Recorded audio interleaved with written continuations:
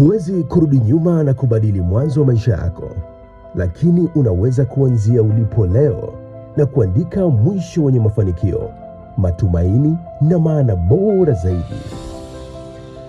Usiache historia yako isiyofaa ikuamulie maisha yako. Badala yake, andika historia mpya kupitia matendo mema yanayoanza leo. Acha alama njema itakayozungumza kwa niaba yako, hata pale ambapo sauti yako haitasikika. Maisha yenye maana ndiyo urithi mkubwa zaidi ambao mwanadamu anaweza kuuacha.